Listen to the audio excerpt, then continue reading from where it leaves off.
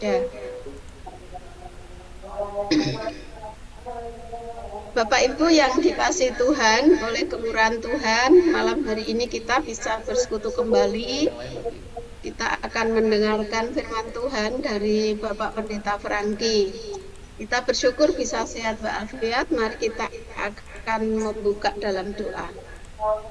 Bapa, dalam doa, Engkau Allah yang Maha Besar, yang empunya langit dan bumi, dan yang memegang kendali atas seluruh kehidupan kami. Kami berterima kasih untuk kesempatan besar bisa bersekutu dengan rekan-rekan, pendeta, guru-guru GTT, juga hamba-hamba Tuhan, penginjil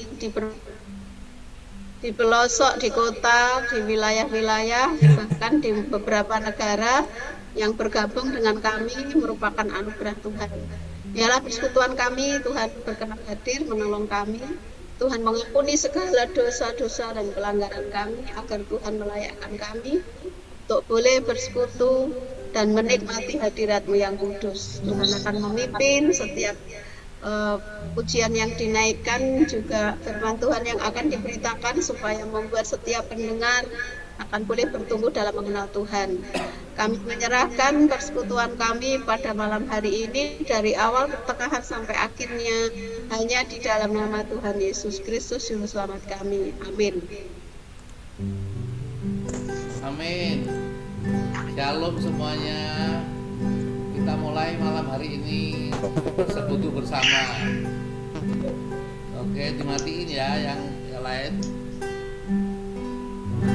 Engkaulah kekuatanku,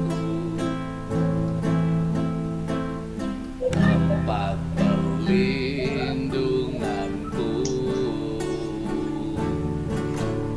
Vai ikutin insomma. Engkau batu karangku, pertolonganku, kuasa gelap datang menyerang, Engkau persembunyianku. Kala badai menerpa,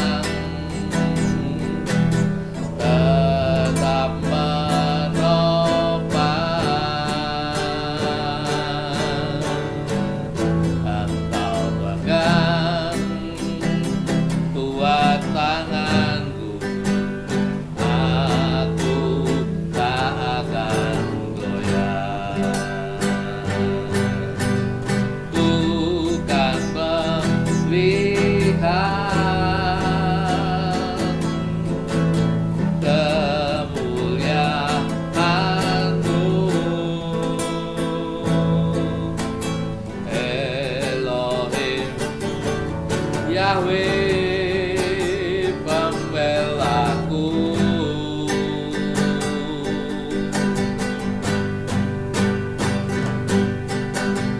Nyata terbukti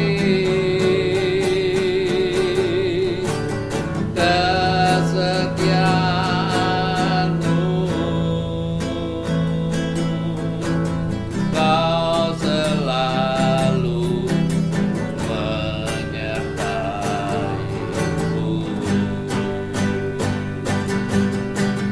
Bukan melihat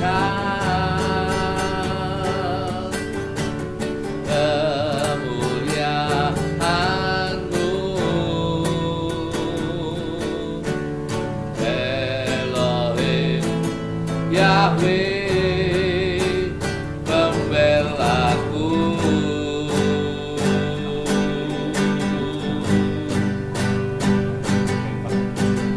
Nyata terbukti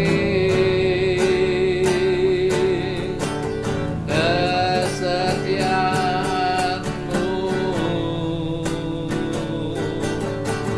kau selalu menyertaiku.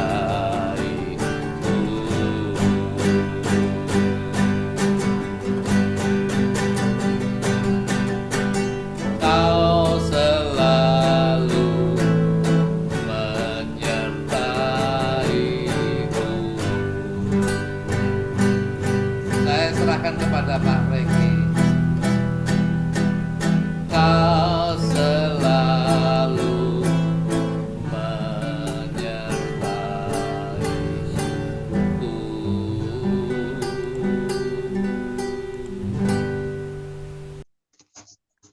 Bapa di dalam surga, apapun yang terjadi, kami tetap bersyukur. Apapun kondisi kami saat ini, kami percaya Tuhan punya rencana besar atas hidup hamba-hamba-Mu. Bapa, kami sudah berkumpul malam hari ini di aplikasi pembicaranya. Zoom. Mungkin banyak kendala teknik yang dialami malam hari ini. Tapi kami tetap mengucap syukur atas apa yang ada. Bapa, kami ingin mendengarkan pesan-Mu. Kami ingin mendengar nasihat firman-Mu. Berikan kami hati yang rendah, agar Tuhan dapat mengisi secara penuh bejana jiwa kami. Berfirmanlah Bapa, kami siap untuk mendengarkannya. Di dalam nama Tuhan Yesus, kami berdoa, kami mengucap syukur, haleluya. Amin. Rekan-rekan hamba Tuhan, apakah suara saya terdengar jelas? Baik, Terdengar, Pak. baik, Jelas, Bapak Pendeta. baik. Jelas, Jelas Pak. suaranya, Pak. Ya, puji Tuhan. Baik, Jelas dari terima, Sabdas. baik, terima kasih, terima kasih. Tadi saya sempat melihat Bapak Pendeta Robel Sianturi, apakah beliau masih ada atau sudah keluar? Bapak Pendeta Robel Sianturi, Masih ada, Bapak. baik. Bapak Pendeta Robel Sianturi, dengan hormat, Bapak bisa membantu saya untuk membacakan beberapa ayat yang akan kita baca selama pertemuan malam hari ini. Semoga berkenan membantu ya, Saya Pak usahakan, Pendeta. Bapak. Puji Tuhan. Amen. Baik. Shalom, selamat malam Bapak Ibu, hamba-hamba Tuhan yang diberkati. Shalom. Kiranya berkat dari Allah Bapa yang melampaui segala akal menjadi milik Bapak Ibu sekalian malam hari ini dengan menerima berkat firman-Nya. Amin. Mari kita mulai. Bapak Pendeta Robel Sianturi akan membaca dalam Yohanes 10 ayat yang ke-11. Yohanes 10 ayat yang ke-11. Siap.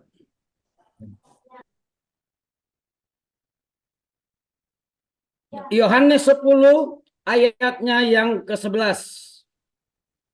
Akulah gembala yang baik. Gembala yang baik memberikan nyawanya bagi domba-dombanya.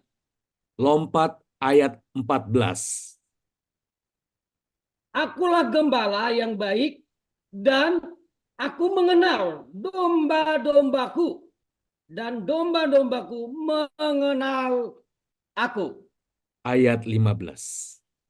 Sama seperti Bapa mengenal aku dan aku mengenal Bapa dan aku memberikan nyawaku bagi domba-dombaku. Indra, Terima kasih Bapak Pendeta Indra. Robel Sampai Sianturi. nasi Joko makan.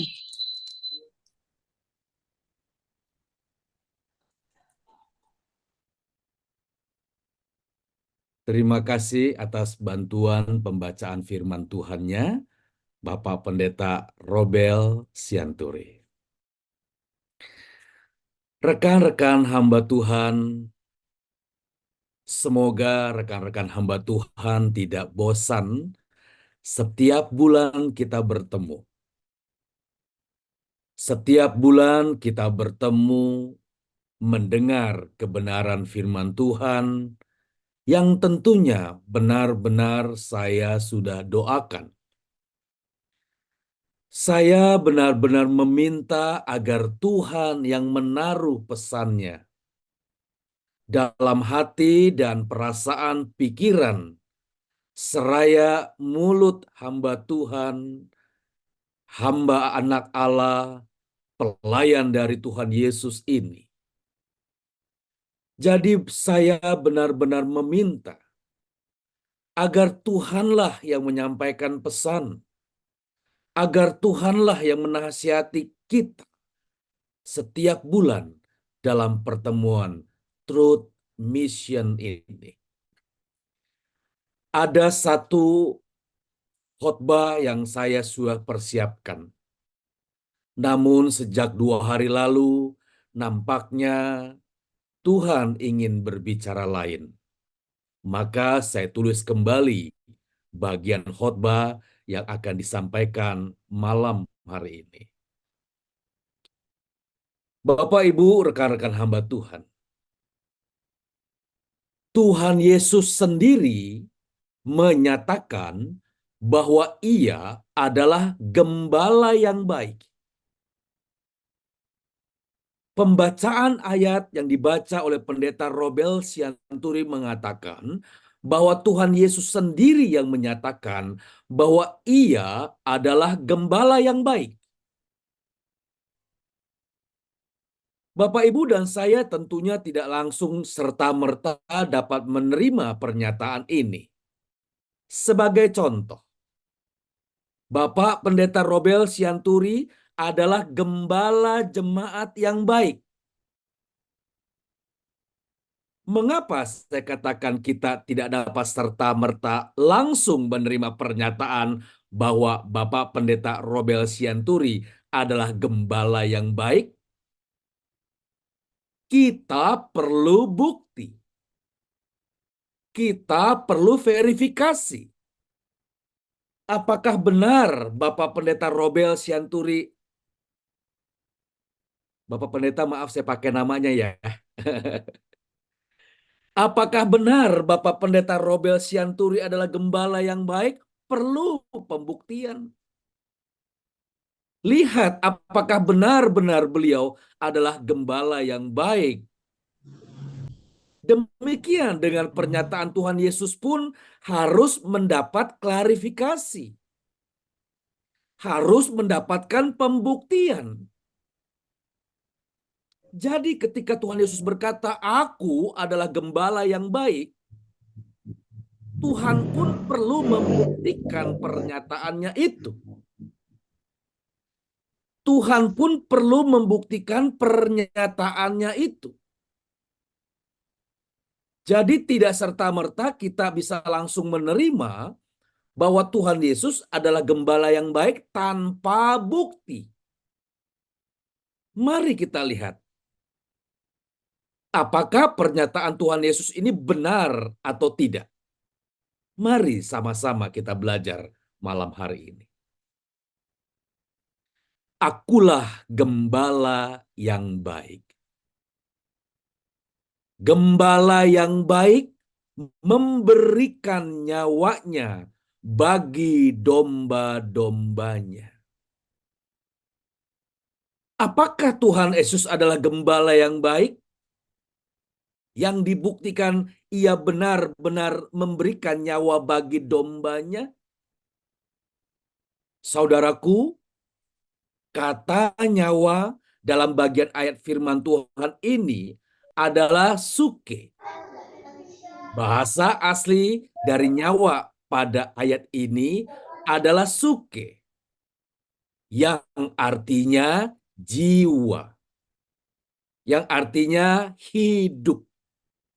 Dan di dalam jiwa atau di dalam hidup itu ada pikiran dan perasaan. Lalu Tuhan Yesus mengulang kembali. Tuhan Yesus mengulang kembali pernyataannya di ayat 15, ayat 14, maaf. Di ayat 14, Tuhan Yesus mengulang kembali bahwa ia adalah gembala yang baik. Sekali lagi, perlu pembuktian. Kalau yang pertama, yang disebut dengan gembala yang baik, adalah ia menyerahkan nyawanya, hidupnya, jiwanya bagi domba-dombanya. Yang kedua, ketika Tuhan Yesus mengulang pernyataan bahwa ia gembala yang baik, ditandai dengan ia mengenal domba-dombanya. Dan domba-dombanya mengenal dia. Bagaimana caranya Tuhan Yesus mengenal domba-dombanya? Bagaimana caranya? Dengan cara ia memberikan nyawanya. Dengan cara ia memberikan hidupnya kepada domba-dombanya. Pikiran dan perasaannya hanya milik domba-domba kepunyaannya. Jadi, ketika domba-domba merasakan pemberian nyawa gembalanya, maka domba-domba itu akan mengenal dia. Jadi, ada mekanisme, cara, atau metode yang tidak boleh dilanggar, yakni semuanya punya aturan, semua punya tatanan. Jadi, Bapak Ibu, kalau Tuhan Yesus mengatakan Tuhan adalah gembala yang baik, maka ia harus membuktikan apakah ia sudah menyerahkan nyawanya, apakah ia mengenal dombanya, apakah domba-dombanya mengenal dia. Nah, itu beberapa catatan sebagai dasar di awal pertemuan ini. Tadi saya mengatakan bahwa ada mekanisme, cara, metode yang tidak boleh dilanggar. Mari kita kembali membaca Injil Matius 7 ayat yang ke-12. Bapak Ibu dimohon memperhatikan bagian awal ini, karena bagian awal ini menjadi landasan pondasi untuk memahami bagian-bagian berikutnya. Silakan Bapak Pendeta Robel Sianturi, Injil Matius 7 ayat yang ke-12. Injil Matius 12. Matius 7 ayat 12. 7 ayat 12. Begini firman Tuhan, jalan yang benar, segala sesuatu yang kamu kehendaki supaya orang berbuat kepadamu, perbuatlah demikian juga kepada mereka. Itulah isi seluruh hukum Taurat dan kitab para nabi. Perhatikan saudaraku.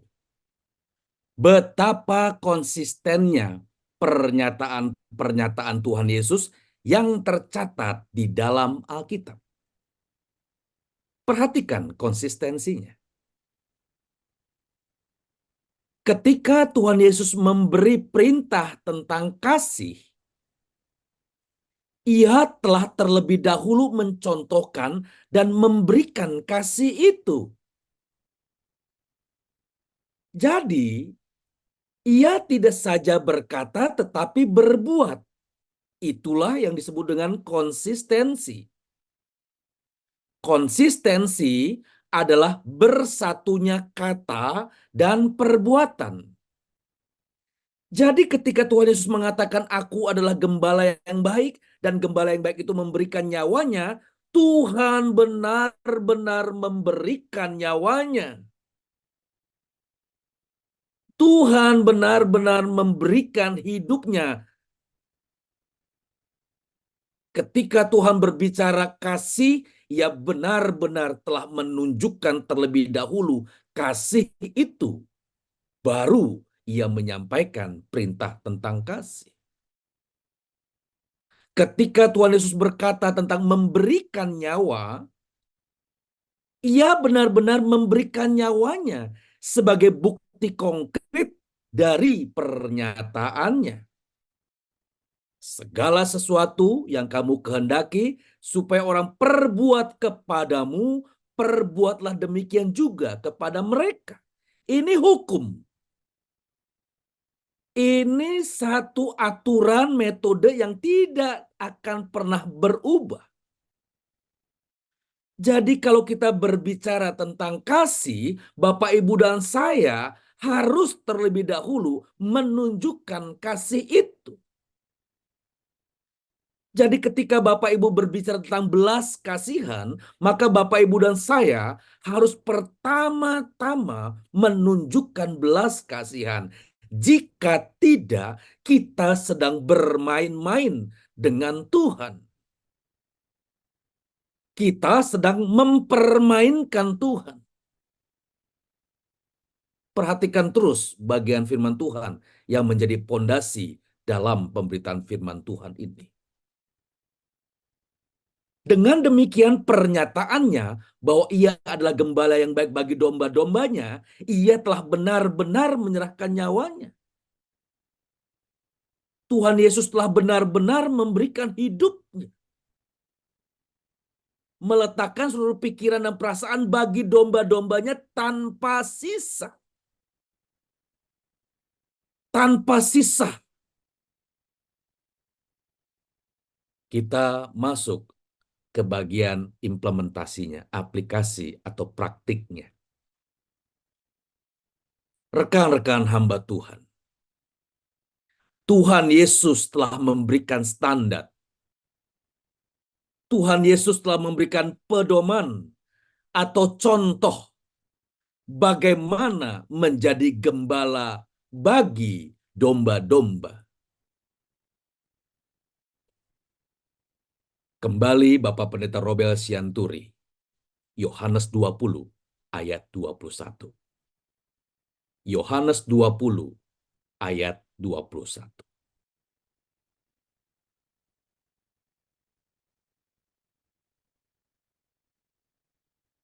Yohanes 20 ayatnya yang ke-21. Maka kata Yesus sekali lagi, damai sejahtera bagi kamu. Sama seperti Bapa mengutus aku, demikian juga sekarang aku mengutus kamu. Tuhan Yesus telah memberikan standar. Ia telah memberikan pedoman atau contoh bagaimana menjadi gembala bagi domba-domba. Dan ayat yang dibacakan dalam Yohanes 20 ayat 21, Tuhan Yesus diutus oleh Bapa, datang sebagai gembala. Demikian Tuhan Yesus juga mengutus kamu. Jadi Bapa mengutus Tuhan Yesus dan saatnya sekarang Tuhan Yesus mengutus kita. Tuhan Yesus telah menjalani proyek pengutusannya oleh Bapa dengan tuntas. Sekali lagi saya sampaikan bahwa Tuhan Yesus telah menjalani proyek pengutusannya oleh Bapa dengan tuntas, mati di atas kayu salib, benar-benar mati Bapak Ibu, bukan pura-pura mati. Ia telah memberikan segenap nyawa, segenap jiwa, segenap hidup, pikiran dan perasaannya bagi hidup domba-dombanya. Jadi proyek Bapa mengutus Tuhan Yesus telah tuntas, sukses. Nah, Amin. sekarang Tuhan Yesus mengutus kita. Tuhan Yesus mengutus kamu. Demikian bunyi firman Tuhan. Kamu itu bisa diwakilkan dengan kita semua yang hadir malam hari ini. Tuhan Yesus mengutus hamba-hambanya. Tuhan Yesus mengutus gembala-gembala kecilnya untuk melanjutkan tongkat estafet mengurusi domba-dombanya Tuhan. Jadi Bapak Ibu, apa yang sedang kita lakukan sebagai gembala-gembala merupakan proyek estafet dari Tuhan Yesus mengurusi domba-dombanya. Dengan demikian, standar yang Tuhan Yesus kenakan di dalam merawat domba-dombanya harus menjadi standar kita. Contoh bagaimana Tuhan merawat domba-dombanya harus sama dengan kita merawat domba-dombanya Tuhan. Dengan demikian, merupakan kemutlakan setiap hamba-hamba Tuhan, setiap gembala-gembala kecil yang dipercayakan merawat domba-dombanya Tuhan, mengikuti standarnya Tuhan. Mengikuti contoh yang telah dilakukan oleh Tuhan Yesus, yakni sampai menyerahkan nyawa.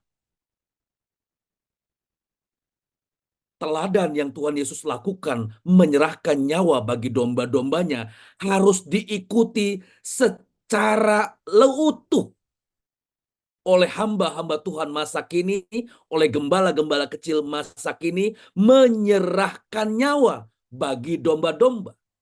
Kurang dari ini, maka kita dikategorikan sebagai hamba-hamba yang jahat. Gembala-gembala upahan. Gembala-gembala bayaran. Gembala-gembala palsu. Hamba Tuhan palsu.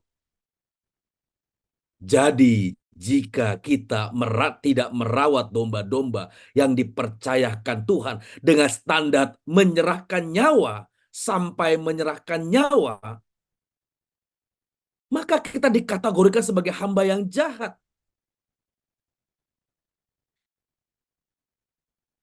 Jika hal ini terjadi, maka satu ketika kita akan berurusan langsung dengan pemilik domba-domba itu. Sekali lagi Bapak Ibu, sejujurnya kita sebagai hamba-hamba Tuhan, gembala-gembala kecil, masih jauh dari standar yang Tuhan Yesus peragakan dalam konteks merawat domba-domba. Yang dalam konteks hari ini merawat para pelayan yang membantu di gereja. Merawat aktivis, merawat jemaat-jemaat Tuhan yang dipercayakan. Jangankan memberikan nyawa kepada pelayan. Jangankan memberi nyawa kepada aktivis. Apalagi memberikan nyawa kepada jemaat. Hamba-hamba Tuhan atau gembala-gembala kecil ketika mendapati aktivis atau jemaat yang tidak bisa diatur saja, kita sudah meradang. Kita sudah marah. Kita sudah mulai geram. Ini jemaat, ini aktivis, ini pelayan sudah dikasih tahu sekali, nggak bisa. Susah diatur. Satu kali bisa dimengerti. Mengulang 2 kali bisa dipahami. Dibuat 3 kali bisa dimaafkan. Tetapi ketika ketidakpatuhannya berulang, maka perasaan gembala kepada aktivis atau jemaat itu bisa tawar, bukan? Dasar susah diatur. Dasar bandel. Dan lain sebagainya. Kasih gembala kepada jemaatnya bisa menjadi tawar. Bahkan hilang. Lihatlah bagaimana perilaku kita sebagai hamba Tuhan atau gembala-gembala kepada domba-dombanya. Jauh bukan? Jauh bukan? Jangankan memberi nyawa. Memberi maaf pun kadang-kadang kita berat. Memberi pengertian pun kadang-kadang kita sulit. Apalagi kalau jemaat itu mengganggu pelayanan. Lalu kita doakan, Tuhan, tolong jemaat ini kalau bisa Tuhan. Cabut nyawanya. Waduh, kayak main. Jangan cabut nyawanya ya, kayak cabut rumput begitu. Ini orang mengganggu pelayanan Tuhan. Tuhan tolong. Tuhan beracara untuk jemaat ini atau aktivis yang mengganggu ini. Loh, kitalah yang harus merawat aktivis atau jemaat yang Tuhan percayakan itu dengan standar sampai memberikan nyawamu. Nyawaku.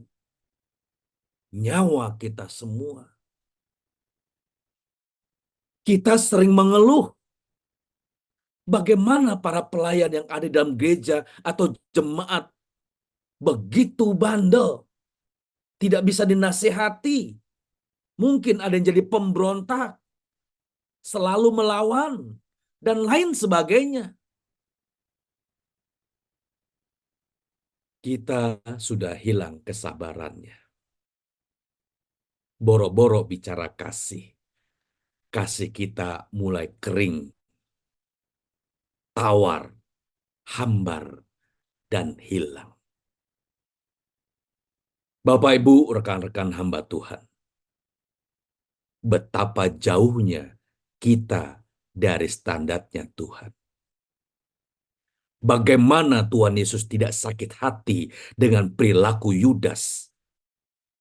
Bagaimana Tuhan tidak sakit hati dengan perilaku dari murid kesayangannya Petrus. Maaf, Bapak Pendeta Petrus. Bagaimana Tuhan Yesus tidak luka dengan apa yang mereka lakukan. Tapi lihat si pemberi nyawa kepada domba-dombanya. Bagaimana perilaku Tuhan Yesus terhadap domba-domba, terhadap murid-muridnya ini. Lihat. Dia tetap memberikan nyawanya. Kasihnya tidak bergeser kepada Petrus. Sayang, Yudas gantung diri. Saya meyakini ketika Yudas yang telah menjual Tuhan Yesus dengan 30 keping uang perak, lalu ia datang kepada Tuhan dan bertobat meminta ampun, saya percaya Tuhan Yesus tidak pernah menahan maafnya. Tuhan Yesus tidak pernah mempertahankan maafnya untuk memaafkan murid-muridnya itu. Mengapa kita sebagai hamba-hamba Tuhan sering berat memaafkan orang? Tapi Pak Pendeta, Pak Franky nggak tahu sih bagaimana si pelayan itu kurang ajar sama saya. Pak Franky nggak tahu sih bagaimana caranya jemaat itu mengkhianati saya. Iya, Tuhan Yesus tahu pengkhianatan itu. Tuhan tahu sakit hatimu. Tapi Tuhan katakan, lihatlah aku. Lihatlah aku dan contohlah aku. Aku tetap memberi nyawa kepada orang yang telah mengkhianatiku. Aku tetap memberikan nyawa kepada orang yang telah melukai perasaanku. Kurang dari ini, kita benar-benar hamba-hamba Tuhan palsu. Cakap bicara, tapi abai dalam melakukannya. Tuhan akan berdiri berhadapan dengan kita, para hamba-hamba Tuhan pendusta. Lain di kata, lain di perbuatan, lain di mulut, berbeda dengan perilaku. Rekan-rekan hamba Tuhan, kita sering berada dalam kondisi seperti ini. Rasanya kita tidak kuat menahan cercaan fitnahan orang-orang di sekitar kita. Namun di sisi lain kita tetap diminta untuk mengasihi dan menghormati. Saya tahu ini sangat manusiawi ketika engkau luka, engkau marah, engkau dikhianati, engkau geram, engkau direndahkan, engkau tidak terima. Saya paham. Saya memahami. Tetapi marilah kita belajar untuk menjadi pelaku firman. Sedapat-dapatnya kita mengikuti apa yang Tuhan Yesus lakukan. Mungkin kita katakan dalam doa kita, Tuhan, aku tidak sanggup, Tuhan. Aku tidak sanggup mengasihi orang yang jelas-jelas telah mengfitnah aku. Aku tidak bisa terima, Tuhan, orang yang aku tahu benar-benar telah merendahkan martabatku.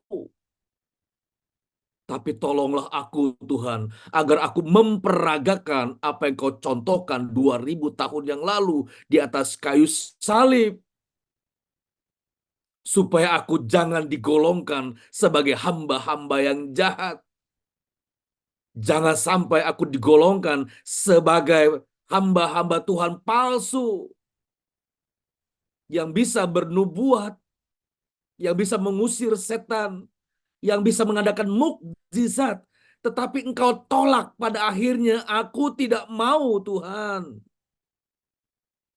Saya percaya ketika kita datang kepada Tuhan, menyampaikan segala keluh kesah kita, Tuhan pasti menolong. Tuhan pasti membela pekerjaannya. Datanglah kepadaku, hai kamu yang letih lesu dan berbeban berat. Aku akan memberikan kelegaan kepadamu.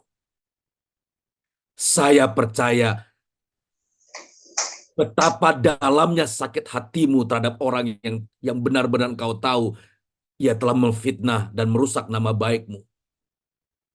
Tetapi Tuhan dapat mengubah hati kita untuk tetap mengasihinya. Memberikan kelegaan kalau kita mau. Ini adalah sebuah pilihan.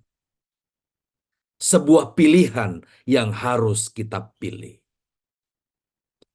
Jadi rekan-rekan hamba Tuhan, jika kita mendapati pelayanan kita penuh dengan gangguan, percayalah, Tuhan hadir di tengah badai sekalipun. Tuhan tidak pernah meninggalkanmu. Janganlah engkau menjadi curiga kepada Tuhan. Kenapa ada orang-orang yang ada di pelayananku dan mengganggu pelayananku? Jangan pikir Tuhan tidak tahu. Kenapa Tuhan tempatkan pelayan-pelayan yang kurang ajar terhadap aku, melawan aku? Sekali lagi, jangan marah dengan keadaan itu. Tuhan punya rancangan atas hamba-hambanya. Yang diperlukan adalah engkau dan aku patuh, nurut, ikut apa yang Tuhan Yesus sampaikan. Rekan-rekan hamba Tuhan, ada satu hal yang penting dan terlewati, yakni gembala-gembala kecil, hamba-hamba Tuhan itu harus memiliki kehidupan atau moralitas Tuhan Yesus terlebih dahulu. Jadi ketika kita mengajarkan tentang kasih kepada aktivis dan pelayan dan jemaat kita, Bapak Ibu harus benar-benar memiliki kasih terlebih dahulu. Kalau tidak, ini sama saja dengan gong yang berbunyi nyaring. Ini sama saja dengan sesuatu yang kosong. Jika hamba-hamba Tuhan atau gembala-gembala kecil tidak memiliki kehidupan atau moralitas serupa dengan Tuhan Yesus, sekali lagi maka bisa jadi ia adalah hamba-hamba Tuhan, hamba Tuhanan, hamba Tuhan palsu, gembala-gembala kecil palsu atau gembala-gembala upahan. Jadi gembala yang benar asli, gembala yang benar-benar asli adalah gembala yang menyerupai gembala agungnya. Saya ulang kembali. Jadi gembala-gembala yang asli adalah gembala-gembala yang memiliki keserupaan dengan Tuhan Yesus. Jika tidak, ia dikategorikan gembala palsu. Lihat bagaimana karakter moralitas Tuhan Yesus selama ia mengenakan tubuh daging 2000 tahun yang lalu. Lihat bagaimana ia yang dihina tetapi tidak balas untuk menghina. Lihatlah ketika ia dikatakan gila di tengah keluarganya, ia tidak membalas dengan mengutuk keluarganya. Ketika ia dipersekusi sampai dihukum mati, dia tidak menggunakan kuasanya sedikit pun untuk menghukum orang-orang itu. Itulah sebagian daripada moralitas Tuhan Yesus yang harus menjadi moralitas kita. Sekali lagi kurang dari ini, kita adalah hamba Tuhan palsu. Yang tidak memiliki keserupaan sedikit pun dari Tuhan Yesus. Jika kita adalah gembala-gembala asli, maka kita akan memiliki perasaan yang sama dengan Gembala Agung, Tuhan Yesus Kristus, bagaimana merawat dan menggembalakan domba-domba tersebut. Dari 100 domba, masih saja ada domba yang tersesat. Dari 100 domba, masih ada saja domba yang bandel. Dari 100 domba, masih ada saja domba yang sulit diatur dan akhirnya tersesat, terhilang. Tapi lihat bagaimana peragaan Tuhan Yesus dalam perumpamaan tentang domba yang hilang. Ia cari sampai ketemu. Bayangkan Bapak Ibu. Tidak sekadarnya cari, tapi Tuhan Yesus cari domba yang tersesat, domba yang bandel, domba yang sulit diatur, itu sampai ketemu.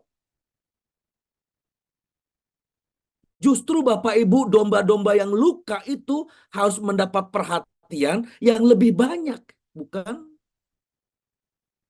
Domba-domba yang luka itu harus mendapat perawatan yang lebih, bukan? Makanya Tuhan Yesus berkata, aku datang bukan untuk orang sehat. Aku datang untuk orang sakit. Aku datang bukan untuk orang benar, tetapi aku datang untuk orang-orang berdosa. Lihatlah bagaimana kasihnya Tuhan kepada domba-domba yang sulit diatur ini. Bagaimana kasihnya kepada domba-domba yang tersesat ini. Dia cari sampai ketemu. Bagaimana dengan Bapak Ibu? Bagaimana ketika menemukan jemaatmu 2 minggu nggak hadir? Apakah engkau cari? Mungkin engkau cari. Mungkin engkau cari.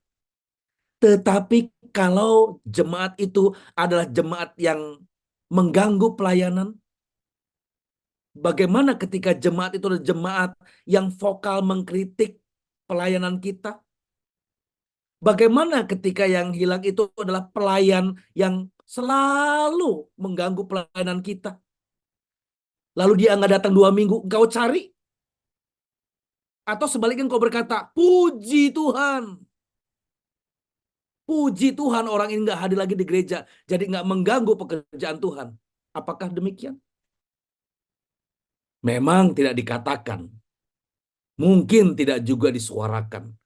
Tetapi di hati kita, kita merasa tenang, yang mengganggu itu tidak lagi ke gereja kita. Jemaat itu yang kurang ajar, yang selalu melawan gembala, sudah tidak hadir. Puji Tuhan. Loh, kok puji Tuhan? Itu tanggung jawab kita. Cari sampai ketemu. Cari walaupun sampai menyerahkan nyawa. Maksudnya sampai pikiran dan perasaanmu terkuras untuk domba itu. Lihat Bapak Ibu, keadaan kita. Jauh bukan? Dari standarnya Tuhan. Maka Tuhan berkata, banyak terpanggil, sedikit yang terpilih. Tuhan Yesus juga berkata, aku tidak berkenan kepada bagian yang terbesar dari mereka. Hari ini kita hadir sebanyak 87 orang. Apakah Tuhan berkenan kepada 87 orang-orang ini? Merujuk kepada firman Tuhan yang mengatakan, aku tidak berkenan kepada bagian yang terbesar ini, berarti Tuhan Yesus hanya berkenan kepada bagian yang terkecil. Ini menjadi sesuatu yang ngeri, Bapak Ibu. Sesuatu yang menakutkan, karena kenapa? Tuhan berkenan kepada bagian yang terkecil. Kenapa terkecil? Karena orang yang serupa dengan aku langka. Orang yang mengenakan hidupku jarang. Orang yang mau memberikan nyawa bagi domba-dombanya sedikit. Bukan saya yang berbicara, tetapi firman Tuhan yang berkata seperti itu. Banyak orang masuk dalam pintu itu yang sesak itu. Bagaimana dengan pelayanan kita? Ketika kita mendapati aktivis dan jemaat yang susah diatur, sering membuat masalah, sering memfitnah, atau sering mengganggu pelayanan, maka bukannya dibina, tetapi dibinasakan. Dibiarkan. Shalom, dadah. Udah ya. Kamu jangan di sini. Tetapi banyak dari mereka terhilang. Jadi hilangnya domba itu, kita merasa itu bukan tanggung jawab kita. Kita merasa itu tanggung jawab dia. Kita merasa kita tidak ada tuntutan. Percayalah Bapak Ibu, Tuhan menuntut domba-domba yang dipercayakan di dalam tangan pelayananmu. Bagaimana caranya gembala-gembala kecil ini membinasakan aktivis dan jemaat yang menyulitkan itu? Bagaimana caranya? Mari kita lihat kembali. Mari kita dengar kembali pembacaan Pendeta Robel Sianturi dalam 1 Petrus 5 ayat yang kedua. 1 Petrus 5 ayat yang kedua akan memberi bukti bagaimana caranya gembala-gembala itu membinasakan domba-domba yang dipercayakan kepadanya. Silakan Bapak Pendeta.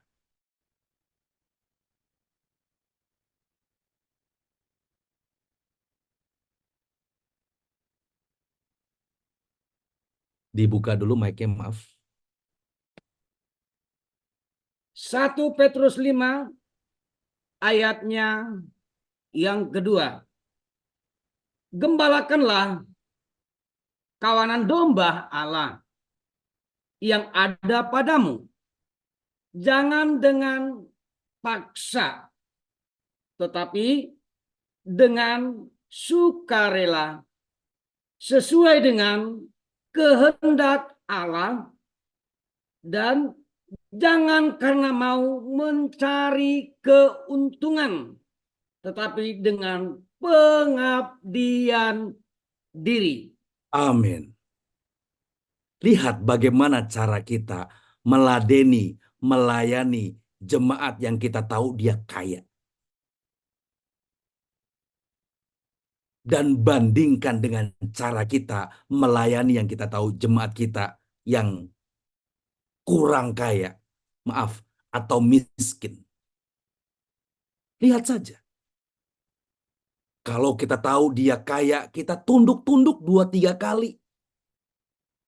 Tetapi apakah kita juga tunduk-tunduk 2-3 kali kepada jemaat yang miskin? Jemaat yang biasa? Kalau kita tahu dia banyak uang, kita taruh dia di struktur gereja supaya dapat membantu pekerjaan gereja. Keuntungan. Tetapi bagaimana orang-orang yang tidak kekuatan ekonominya nggak pernah masuk dalam struktur, malah mengganggu. Buat apa? Kita telah berlaku curang. Luar biasa curangnya. Kita menaruh orang-orang itu bagi kepentingan kita, bukan kepentingan Tuhan. Kalau kita menaruh orang-orang itu bagi kepentingan Tuhan, pasti kita tanya, Tuhan, apakah si Bapak A layak untuk menjadi bendahara? Apakah Ibu B layak menjadi sekretaris? Berurusanlah dengan Tuhan.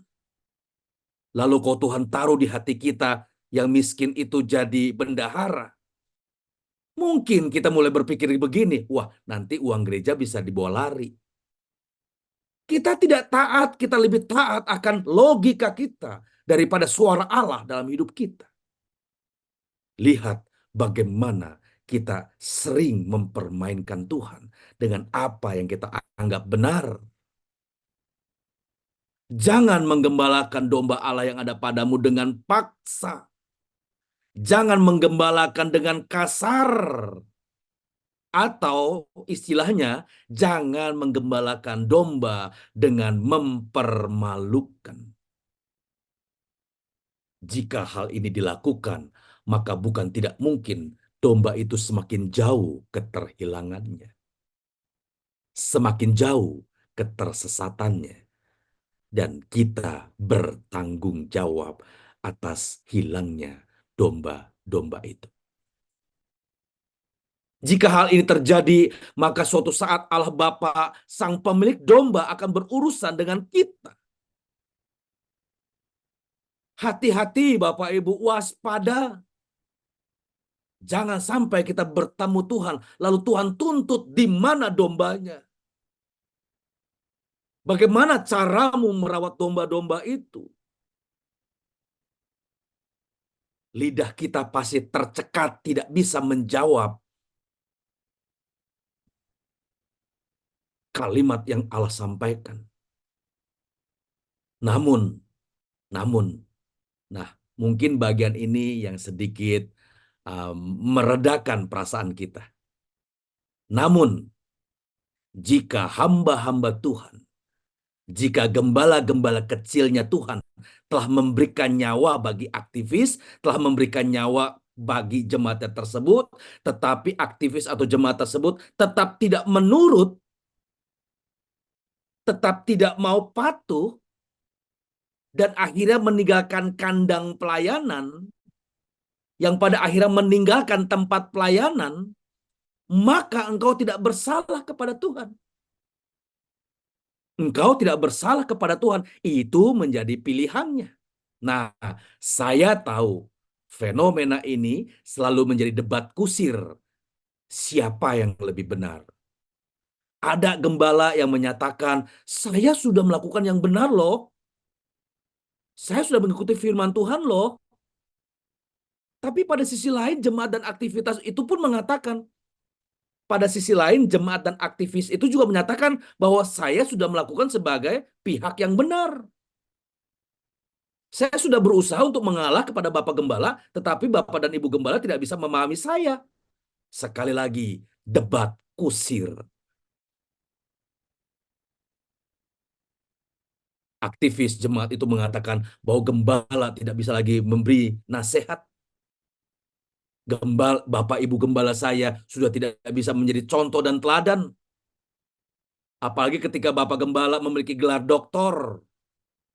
Dengan gelarnya itu semakin menutup diri dan menempatkan diri sebagai orang yang paling pintar, orang yang paling suci, orang yang paling rohani, orang yang paling benar.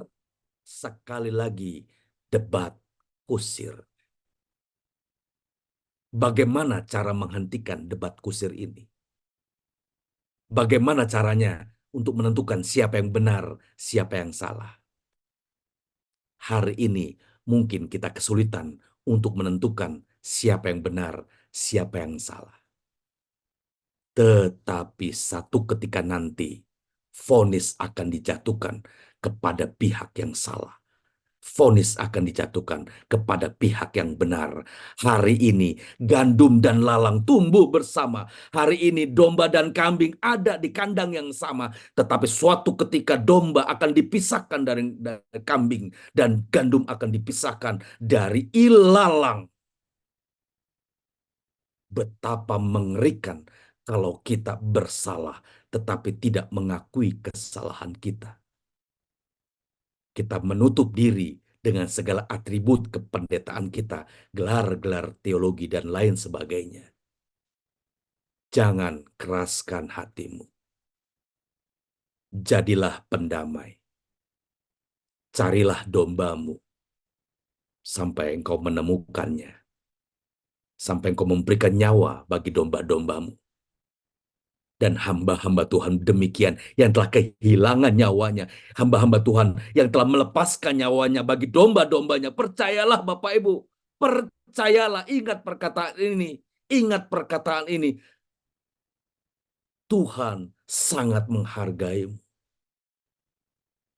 Suatu ketika Ia akan mengembalikan nyawamu di kekekalan nanti. Oleh karenanya, hentikanlah debat kusir. Berhentilah dari menyatakan diri paling benar. Terimalah orang lain apa adanya, bukan ada apanya. Sekalipun engkau sebagai pihak yang benar, tetapi demi menyelamatkan domba-dombamu, mengalahlah. Demi menyelamatkan jemaat aktivis yang Tuhan percayakan kepadamu, mengalahlah. Demi keselamatan mereka. Dan Tuhan sangat menghargai dan menandai gembala-gembala seperti ini. Dan Bapak Ibu, betapa beruntungnya memiliki sikap seperti ini. Percayalah Bapak Ibu, kekristenan di dunia ini tidak bisa dibendung. Kekristenan di dunia ini tidak bisa dibatasi dan tidak bisa dihalangi, apalagi dimatikan, makin dihambat, makin merambat. Mengapa saya katakan begitu? Karena Gembala Agung Tuhan Yesus telah benar-benar menyerahkan nyawanya bagi domba-dombanya. Tuhan Yesus telah menjadi benih yang mati. Tuhan Yesus berujar di dalam Yohanes 12 ayat 24. Bapak Pendeta Robel. Yohanes 12 ayat yang ke-24.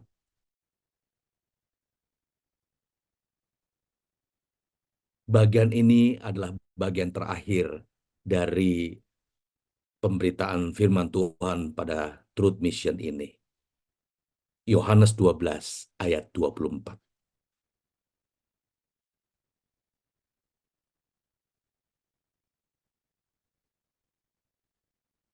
Silakan dibuka mic. Yohanes 12 ayat 24. Aku berkata kepadamu, sesungguhnya jikalau biji gandum tidak jatuh ke dalam tanah dan mati, ia tetap satu biji saja. Tetapi jika ia mati, ia akan menghasilkan banyak buah. Puji Tuhan. Puji Tuhan. Haleluya. Jadi Bapak Ibu rekan-rekan hamba Tuhan, jika engkau tidak mati, maka engkau tetap satu biji saja. Tetapi jika engkau mati, engkau akan menghasilkan banyak. Mati apanya? Mati manusia lamanya. Mati apanya? Mati kodrat dosanya. Maka Tuhan akan menarik banyak orang masuk dalam kandang pelayananmu. Nama Tuhan ditinggikan. Di mana nama Tuhan ditinggikan, Ia akan menarik banyak orang masuk ke dalam kandang pelayananmu. Karena engkau telah mati dan engkau telah hidup bagi Tuhan dan menghasilkan banyak buah. Ini hukum yang tidak akan pernah berubah sampai selamanya. Sekali lagi, bagaimana untuk menjadi gembala yang baik? Mati bagi domba-dombanya. Menyerahkan nyawa bagi domba-dombanya. Sehingga gembala yang hidupnya bersih, gembala yang hidupnya tidak bercacat, tidak bercela, akan melahirkan, akan menghasilkan domba-domba yang sama. Amin. Jika kita mengatakan anak Tuhan, maka tunjukkan kualitas hidupmu sama seperti Tuhan. Selamat berjuang, rekan-rekan hamba Tuhan. Tuhan Yesus memberkati. Amin. Amin. Amin. Firman Tuhan. Terima kasih, Pak. Terima kasih Pak Franky. Sama-sama Ibu. Baik, Bapak Ibu, ada yang mau bertanya? Silahkan. Poin-poinnya sudah saya. Terima kasih atas bantuannya Ibu Novi. Poin-poinnya sangat baik sekali, sangat baik sekali. Saya tanya Pak. Bapak Pendeta Misianto, Shalom. Iya, salam Pak. Selamat malam. Terima kasih firman-Nya Pak. Menakutkan sekali. Oh, Pak, didengar enak sekali Pak, tapi melaksanakan begitu sangat susah Pak. Dihadapkan dengan Haleluya, haleluya. gembala-gembala itu, domba-domba itu Pak. Sangat nakal-nakal sekali. Iya, kadang-kadang mau menyerah Pak, kadang-kadang Pak. Haleluya, haleluya. Iya. Gimana Pak ngatasi Pak? Hati yang rasa susah untuk jalan itu Pak. Bapak Iya. Pendeta Misianto, jika Bapak merasakan kelelahan itu, ketika Bapak Pendeta merasakan beratnya pelayanan, puji Tuhan. Saya percaya Tuhan akan membela pekerjaannya. Saya percaya Tuhan akan memperlengkapi hambanya untuk bisa mati bagi domba-dombanya. Bapak Pendeta yang dikasihi Tuhan, kita juga sering mendapati keadaan perasaan kita mudi. Kalau lagi kuat, kita bisa menerima keadaan perilaku domba-domba itu. Tapi kalau hati kita lagi sesak, kadang-kadang juga kita jadi lupa bagaimana harus bersikap terhadap domba-domba itu. Tetapi saya percaya ketika Bapak Pendeta Misianto menyampaikan perasaan ini, saya percaya, saya berdoa agar Bapak Pendeta Misianto diberikan kekuatan di dalam menghadapi domba-domba yang Tuhan percayakan itu. Sekalipun banyak air mata yang ditumpahkan, biarlah air mata Bapak Pendeta Misianto ditaruh di kirbatnya Tuhan. Biarlah kelelahan Bapak Pendeta Misianto ditaruh di dalam kirbatnya Tuhan. Tuhan pasti memperhitungkan kelelahan hati Bapak Pendeta Misianto. Tetapi, siapakah yang dapat memisahkan aku dari kasih Kristus? Penderitaankah? Tidak. Kelaparankah? Tidak. Jadi Bapak Pendeta Misianto, tetaplah berjuang. Tetaplah dalam posisi memberikan nyawa. Dan Tuhan akan menandai orang-orang demikian. Selamat melayani Bapak Pendeta. Tuhan memberkati.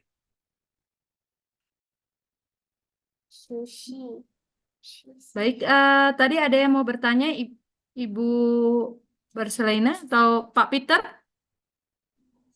Saya Pak. Oh, ada dulu Ibu dulu ya, nanti Pak Peter setelah ini ya.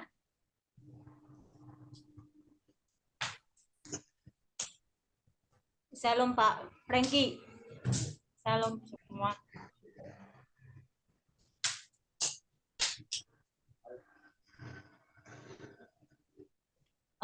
Shalom Pak Frankie. Shalom Ibu Beni. Shalom. Ya, hari ini juga kena teguran lagi. Kalau ketemu Pak Frankie pasti ada tegurannya.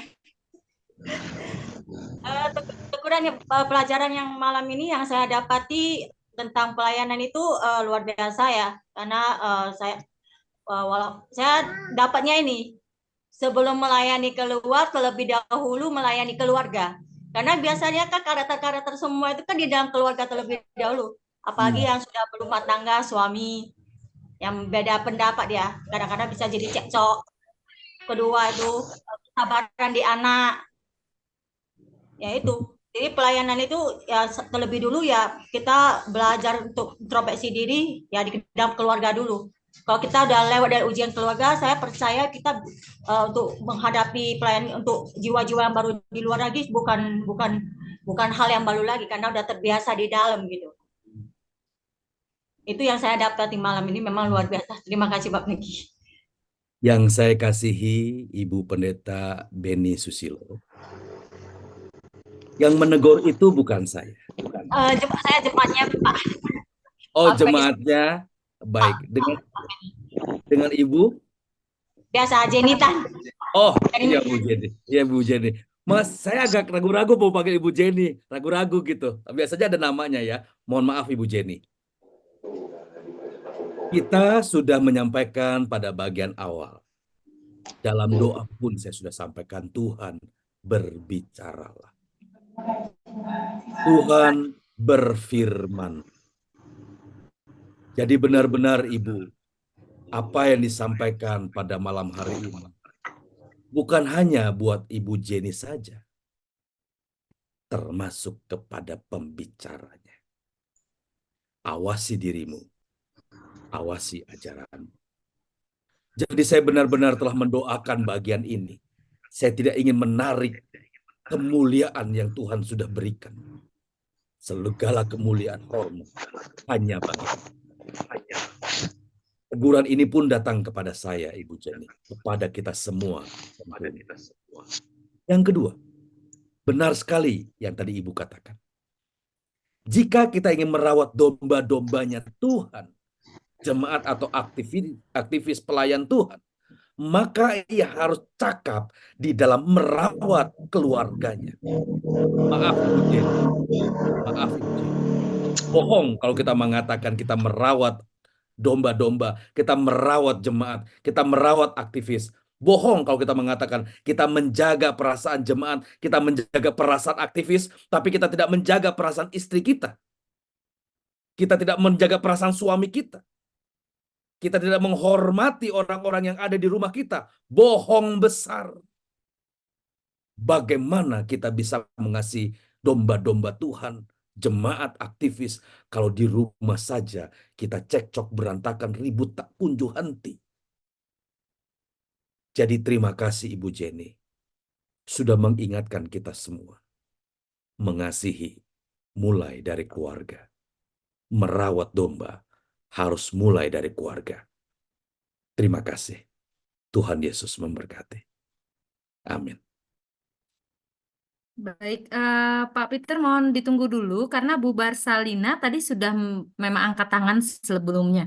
Bu Barsalina silahkan untuk unmute. Silahkan bertanya. Saya persilahkan, Bu Barsalina. Shalom, selamat malam Bapak Pendeta.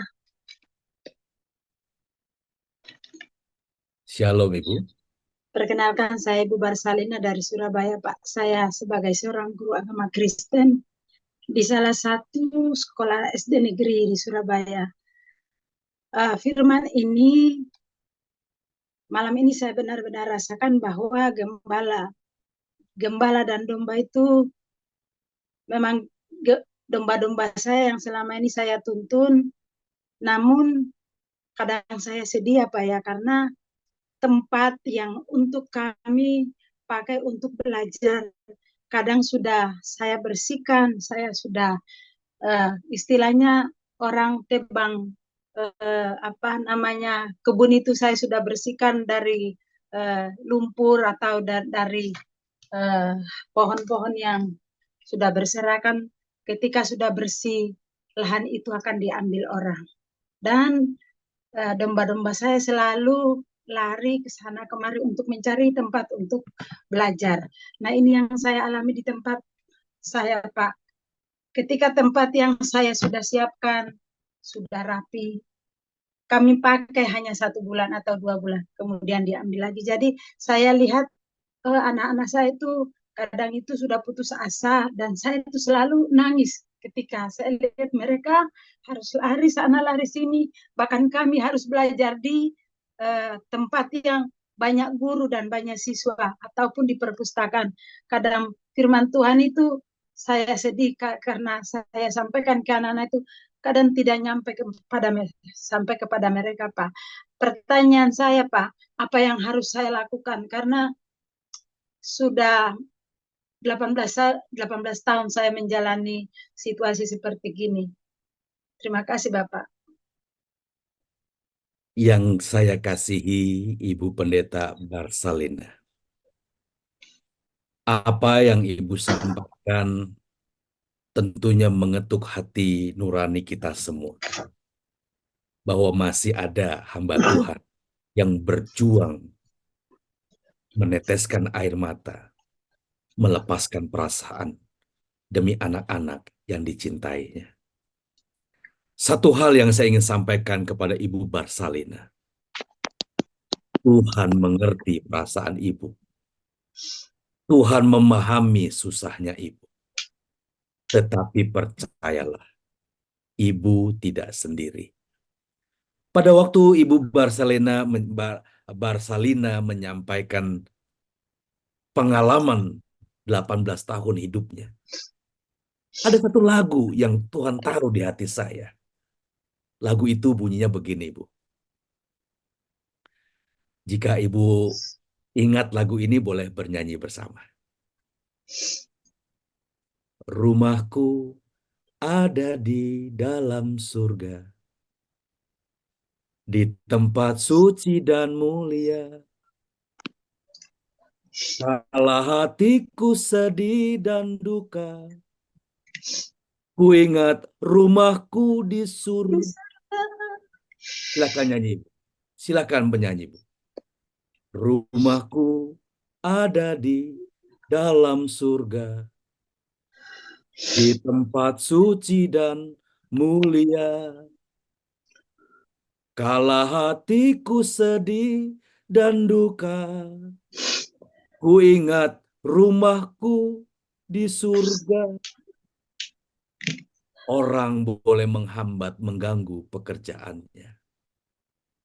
Tetapi percayalah, Tuhan akan membela pekerjaannya dengan caranya. Jangan pernah membela pekerjaan Tuhan dengan cara kita. Berurusanlah terus kepada Tuhan. Tuhan, bagaimana aku harus bersikap dengan keadaanku saat ini? Percayalah Ibu Barsalina, Tuhan pasti akan membela pekerjaannya dengan caranya. Kalaupun kita tidak mendapatkan tempat yang cukup layak di dunia ini, jangan curiga kepada Tuhan. Kalaupun kita tidak mendapatkan tempat yang layak untuk ibadah, mesti pindah-pindah. Jangan marah dan curiga kepada Tuhan. Tetaplah mempercayainya. Karena tempat yang sesungguhnya ada di dalam surga. Rumahku ada di dalam surga, di tempat suci dan mulia. Kala hatiku sedih dan duka, ku ingat rumahku di surga. Tidak lama lagi kita semua akan mendatangi, akan menempati rumah kita di surga. Selamat berjuang, Ibu Barsalina. Tuhan Amin. Yesus Terima kasih, Bapak. memberkati. Amin. Terima kasih, Bapak. Baik, selanjutnya dengan Pak Peter.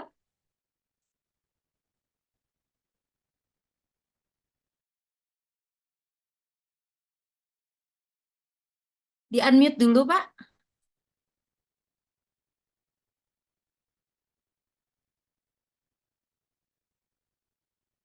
Pak, mohon maaf suaranya masih belum terdengar, Pak Peter.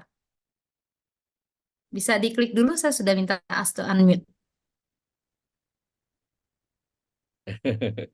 Nggak apa-apa ya Bapak Pendeta ya.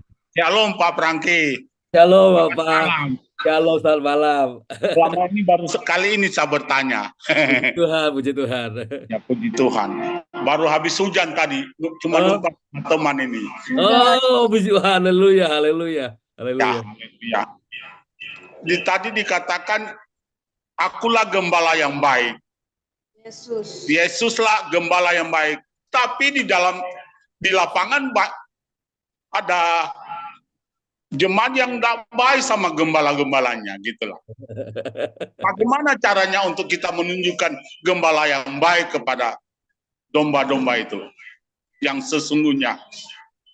Apalagi saya orang Sulawesi Manado. Seringkali tidak baku cocok dengan perkataan sama domba-dombanya itulah. Bagaimana caranya untuk kita sama dengan domba-domba itu? Iya, Tuhan memberkati Pak Franky. Terima kasih Bapak Pendeta Peter Koilam. Kalau kita adalah gembala yang baik, dan kita sudah memiliki moralitas karakter Tuhan Yesus, lalu kita berhadapan dengan domba-domba yang mungkin menurut kita tidak baik, jangan pernah kurang, apalagi hilang kebaikan Bapak Gembala. Jangan menjadi kurang, apalagi hilang kebaikan Bapak buat domba-domba itu. Karena Tuhan Yesus telah menetapkan sebuah standar. Tuhan Yesus telah memberikan sampai pedoman, sampai menyerahkan nyawa bagi domba-dombanya. Saya tahu mungkin kita menemukan domba yang benar-benar super nakal, tidak bisa diatur dan lain sebagainya. Sekali lagi telah menyakitkan hati, telah mengkhianati seperti Petrus dan Yudas terhadap Tuhan Yesus. Tapi Bapak Pendeta Peter Koilam, marilah kita ikuti karakter, perilaku Tuhan Yesus menghadapi domba-domba itu. Tuhan Yesus tetap mengatakan, Tuhan, Bapa, ampunilah mereka. Karena mereka tidak tahu apa yang mereka perbuat. Dan percayalah, Tuhan menandai gembala-gembala yang demikian. Tuhan pasti beracara dalam pelayanan Bapak Pendeta Peter Koilam. Mungkin kita tidak tahu bagaimana solusi atas keadaan ini, tapi percayalah Tuhan akan menolong dengan caranya. Jangan berusaha menggunakan apalagi memaksakan dengan cara kita merawat domba-domba itu. Berurusanlah dengan Tuhan. Dan Tuhan pasti berurusan dengan kita. Selamat berjuang Bapak Pendeta Peter Koilam. Tuhan Yesus memberkati. Salam hormat kepada rekan hamba Tuhan yang memberikan tempat bagi Pak Peter Koilam untuk online. Tuhan memberkati.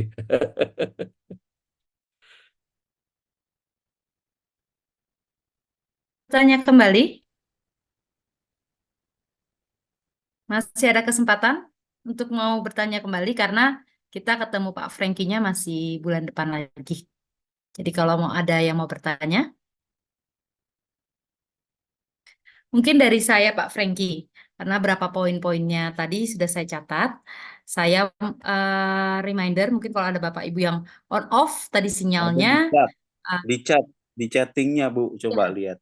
Ada di chattingnya, benar sekali. Yang pertama adalah standar yang Tuhan Yesus, standar gembala, yaitu yang Tuhan Yesus kenakan dalam merawat domba-dombanya. Harus sama dengan kita merawat domba-dombanya Tuhan. Itu menjadi standar, yakni sampai menyerahkan nyawa. Kurang dari ini, maka kita disebut hamba-hamba yang jahat, gembala-gembala upahan atau gembala-gembala palsu. Yang kedua, memiliki kasih seperti Kristus, memaafkan orang yang bersalah kepada kita. Kita mau menjadi pelaku firman, sedapat-dapatnya kita melakukan apa yang Tuhan Yesus lakukan. Yang ketiga, hamba-hamba Tuhan harus memiliki moralitas Tuhan terlebih dahulu. Gembala-gembala yang asli memiliki keserupaan dengan Kristus. Jika tidak, maka gembala-gembala palsu. Lihat bagaimana karakternya. Yang keempat, menerima orang lain apa adanya demi menyelamatkan jemaat dan aktivis yang Tuhan percayakan. Mengalahlah. Ayatnya di beberapa, nanti mungkin Bapak Ibu bisa dengarkan di tayangan ulang di YouTube GSKI Rehoboth Truth Community Surabaya. Nah, Pak, untuk pertanyaan terakhir mungkin dari saya. Beberapa kita memiliki karakter-karakter yang unik. Mungkin seringkali kita masih belum sempurna, Pak. Kita menuju kesempurnaan seperti Kristus. Dan itu juga punya standarnya yang keserupaannya mungkin tidak sama satu dengan yang lainnya, tetapi Tuhan yang tahu bagaimana standar kesempurnaan kita di mata Tuhan. Kalau ternyata Pak, karakter kita yang mungkin masih belum sesuai dengan domba atau jemaat yang kita layani, apa yang harus kita lakukan, Pak? Karena kita seringkali tidak bisa menyenangkan semua orang. Seperti itu, Pak. Yang saya kasihi Ibu Novi. Bapak Ibu Saudara sekalian, saya berkesempatan bertemu dengan beliau langsung pada waktu di Surabaya. Ya, saya senang sekali kalau bisa bertemu Bapak Ibu secara tatap muka sebetulnya. Lalu kesampaian saya boleh bertemu Ibu Novi di Surabaya. Ibu Novi yang saya kasihi. Ketika Ibu Novi membaca, mengulangi apa yang saya sampaikan, rasanya hati saya teriris. Benar-benar saya teriris. Mengapa? Karena saya melihat keadaan saya. Apakah saya benar-benar bisa menjadi dengan apa yang saya katakan? Apakah saya benar-benar dapat melakukan dengan apa yang saya beritakan? Sekali lagi, saya pun punya potensi menjadi hamba Tuhan yang jahat. Hamba Tuhan yang palsu. Tetapi biarlah kita berjuang selama masih ada raga di badan ini. Masih ada nyawa di raga di badan ini. Masih ada nafas di dalam hidung ini. Biarlah kita berjuang. Saya percaya Tuhan tidak pernah mengabaikan perjuangan kita. Ibu Novi, memang kita tidak bisa menyenangkan semua orang. Orang pun tidak selalu bisa menyenangkan kita. Justru kita sering berperilaku berbeda dengan orang, dengan apa yang diharapkan orang. Orang pun akan melihat kita secara demikian. Satu hal yang ada di hati saya adalah kita harus benar-benar menyenangkan Tuhan. Kita harus benar-benar menyenangkan Tuhan dalam segala perkara. Dalam setiap perkataan kita menyenangkan Tuhan. Dalam setiap perbuatan kita menyenangkan Tuhan.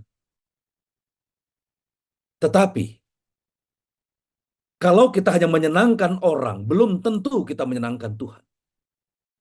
Kalau kita berusaha untuk menyenangkan orang, belum tentu Tuhan juga turut disenangkan. Tapi saya percaya ketika kita menyenangkan hati Tuhan, saya percaya setiap perkataan kita akan menyenangkan orang. Kalau kita menyukakan Tuhan dalam setiap perbuatan kita, saya percaya perbuatan kita akan menyukakan orang lain. Tetap, bagaimana Pak? Bagaimana Pak kalau saya sudah melakukan segala sesuatu untuk menyenangkan Tuhan, tapi ada orang tetap yang tidak menyukai kita? Hidup itu pilihan. Hidup itu pilihan. Jadi Ibu Novi, tetaplah dalam karakter menyenangkan Tuhan. Tuhan pasti tuntun kita bagaimana bersikap. Tuhan pasti akan menuntun kita bagaimana kita berkata. Ada satu kalimat yang Tuhan taruh di hati. Jangan berubah ketika orang berubah. Jangan berubah kasihmu ketika orang menjahatimu, maksudnya.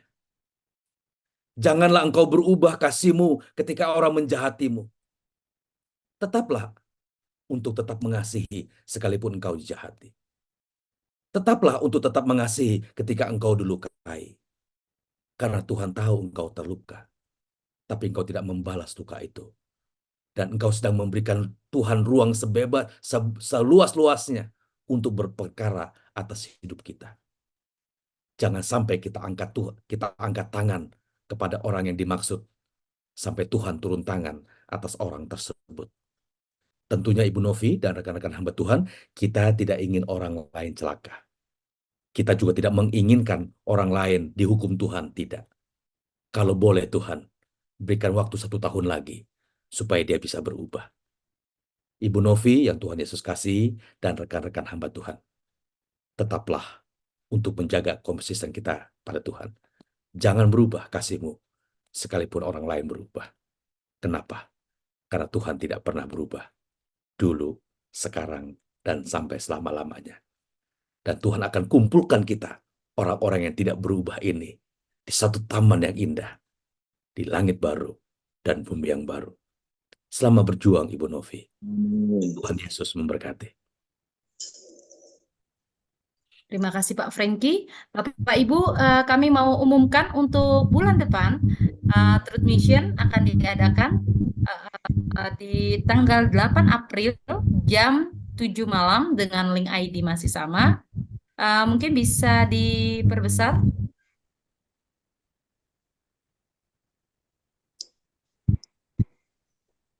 Share screen-nya.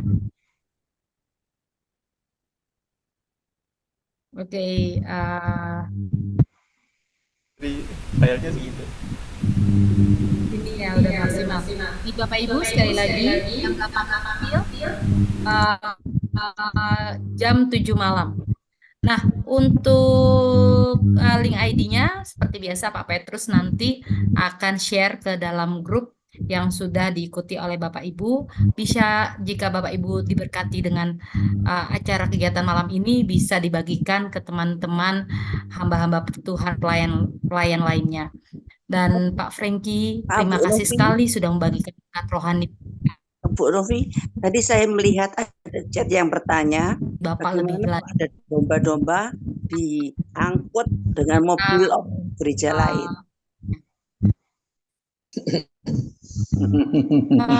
Kita akan doa berkat dari Pak Frankie yang akan menutup pertemuan kita malam ini. Sebelum doa berkat, sedikit saja ya Ibu Pendeta Foni. Jika jemaat kita, domba-domba kita diangkut oleh truk gereja yang lain, tadi saya sudah katakan, jangan berubah kasih-Mu. Jangan menjadi tawar, marah, dan lain sebagainya. Itu domba-dombanya Tuhan yang harus kita rawat. Ketika orang lain berusaha untuk mengambil domba-domba yang sudah Tuhan percayakan kepada kita, sekali lagi jangan marah. Ya, biarkan Tuhan berurusan dengan kita, dengan orang tersebut. Tetapi kalau kita marah, Tuhan pasti tidak akan pernah membela pekerjaannya, karena engkau berusaha membela dengan cara kita. Ya, tentunya saya percaya hamba-hamba Tuhan di tempat ini tidak akan pernah mencoba-coba untuk narik domba orang lain, bukan? Biarlah apa yang ada pada kita, apa yang Tuhan percayakan kepada kita, kita rawat. Oh, tadi di mute ya tadi Bu Novi, tadi di Ya, mute ya? tadi ke mute Pak. Oh, sayang, maaf ya. Saya percaya kalau Tuhan diberi kesempatan untuk membela pekerjaannya, Bapak Ibu akan bahagia. Tetapi jangan coba-coba berusaha mencari cara dengan cara kita. Bapak Ibu pasti akan kecewa. Jangan marah dengan keadaan itu. Jangan berubah.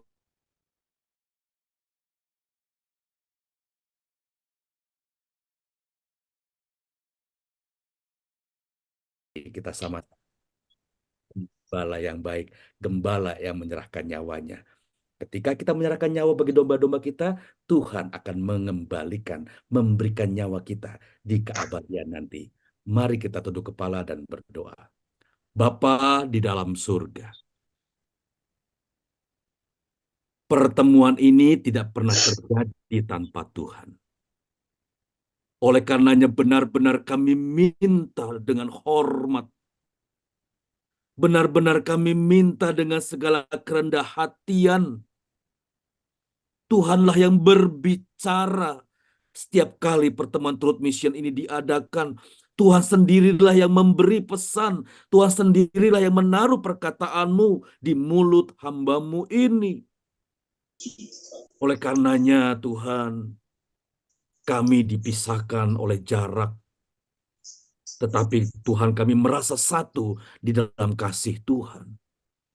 Dimanapun hamba-hamba-Mu Tuhan ini berada, Tuhan menjaga, Tuhan melindungi, Tuhan membela pekerjaannya.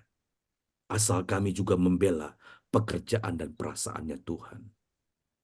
Berkati Pak Petrus, berkati Ibu Novi yang sudah me-arrange acara ini dengan baik setiap bulan. Tuhan berkati kekasih-kekasih-Mu ini.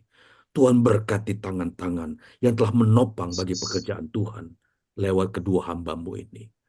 Bapa, saatnya kami menerima berkat daripada Tuhan. Kiranya berkat dari Allah Bapa, dari anak yang tunggal Tuhan Yesus, dalam persekutuan Roh Kudus, tinggal menyertai kita hari ini, sampai Maranatha Tuhan Yesus kembali di awan-awan. Di dalam nama Tuhan Yesus kami berdoa dan mengucap syukur. Haleluya. Terima kasih Bapak Pendeta. Terima kasih semuanya. Terima kasih buat semuanya. Selamat malam.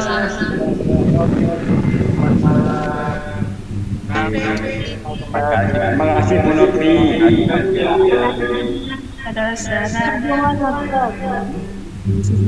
Bapak Ibu silakan lihat. Saya lihat terakhir. Terima kasih. Selamat malam. Ada itu pencet keluar. Pencet keluar. Bubar. Keluar ini loh.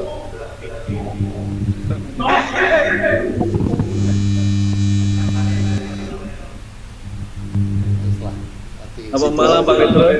Malam Pak semuanya. Malam semuanya. Malam semuanya.